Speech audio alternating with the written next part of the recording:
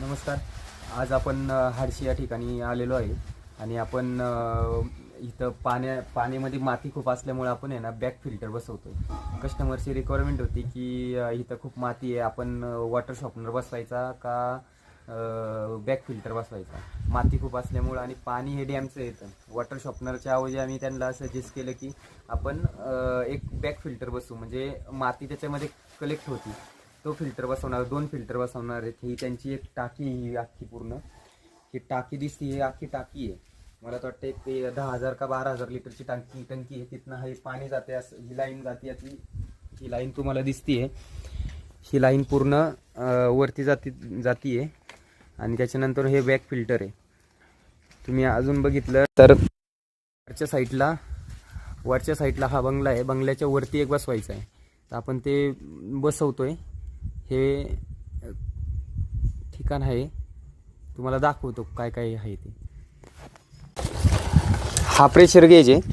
ह्या pressure gauge आपण इथं लावणार आहे. प्रेशर गेज काय करतं की प्रेशर किती सोडलं जातं आणि किती ब्लॉक झाला, इथं तुम्हाला टोटल 150च्या आसपास तुम्हाला प्रेशर गेज हा दिसतोय. हा प्रेशर गेज काय करतं की आपण किती ब्लॉक झाला आहे, आता पाणी किती पुढं सप्लाय होते प्रेशरनी, तर ते तुम्हाला दाखवतं. आणि त्याच्यामुळे आपण हा असा बसवला जातो इथं, म्हणजे प्रेशर कळतो आपल्याला की बाबा प्रेशर किती ब्लॉक झाले, काय झाले ते आपल्याला ह्या प्रेशरमुळे पण कळून जातं. त्याच्यामुळे आपण हा प्रेशर गेज लावतो. ठीक आहे.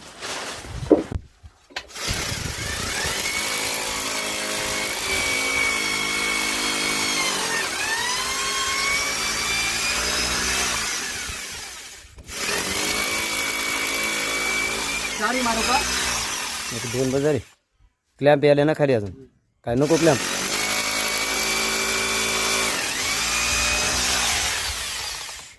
अजून एक पुढे काय खिळीच नाही तर. खिळे आहेत का हो तुमच्याकडे? खिळे बेल आहेत.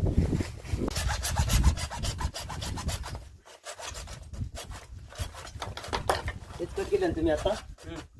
नाही शेनो का पाईप तुमच्या पाय